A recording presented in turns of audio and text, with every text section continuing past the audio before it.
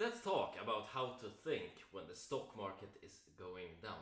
Hey, I'm Andreas, I've been investing for over 10 years. Today let's go over a simple rule for how to think when the stock market is going down, and let's talk about some of the general theory around stock market performance. So when the stock market is dipping, like we saw early on here in 2025, we saw a lot of volatility, and even investors in large cap companies felt the sting, as the Magnificent Seven saw a decrease in value and the S&P 500 was in the negatives.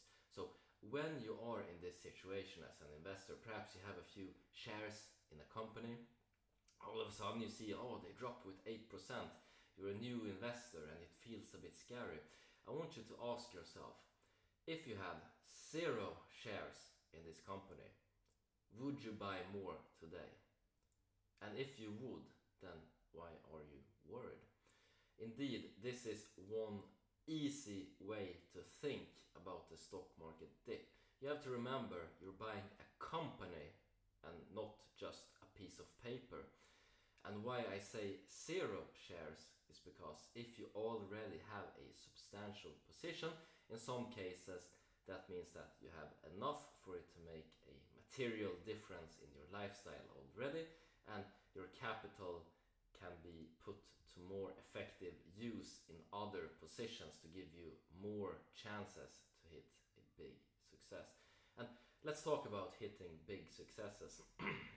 For those of you who have followed the channel for some time, this is not something new. We've seen quite a few home runs here. We've seen Palantir, we've seen Huang LNG, we've seen the Rubicon project, we've seen Porch Group here very lately performing extremely well. We've seen MPW, all the major positions have done extremely well lately. But with success, with higher expected returns, comes higher expected volatility. Remember Porch Group?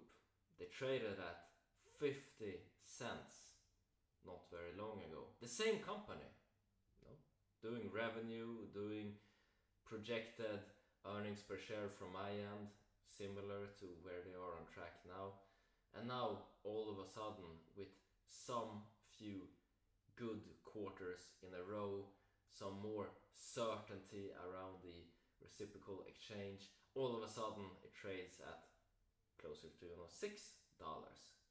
Same company with these small cap stocks with higher expected returns. Small caps have higher expected returns than large cap overall.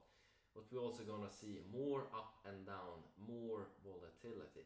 And you need to ask yourself as an investor, do you have the stomach to hold this type of asset if you feel the sting so harshly, even with a small drop in perhaps the index fund, perhaps the Microsoft shares that you're holding?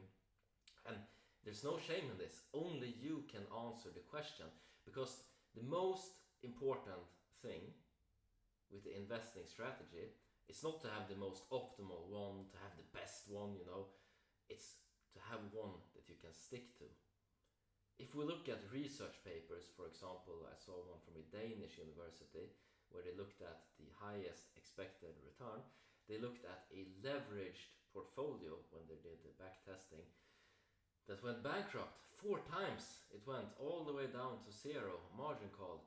Everything you ever worked for, gone in an instant. You start over from 0, you invest once again, you use the leverage. But how many of us as humans would be able to stomach that? Seeing everything you ever worked for gone in smoke and just starting over with the same investing strategy once again. I know my risk tolerance, and that's way above what I'm willing to gamble with. In my case, I have a little more risk tolerance, so I don't just do the index funds, although I do these as well with 15% of gross salary in a tax advantaged account.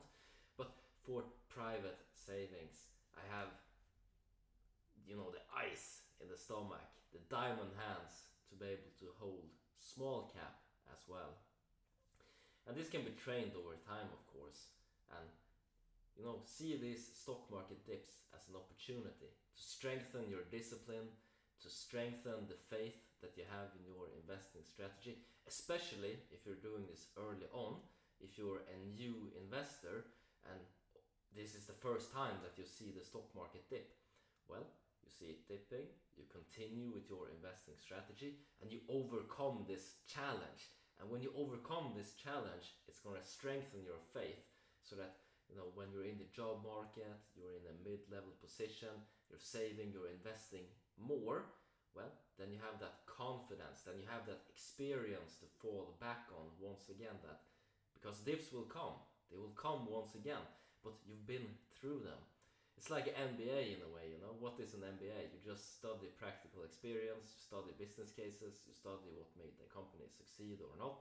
You are your own MBA with practical experience in investing and in the stock market. I hope you enjoyed this little pep talk around how to think in dips.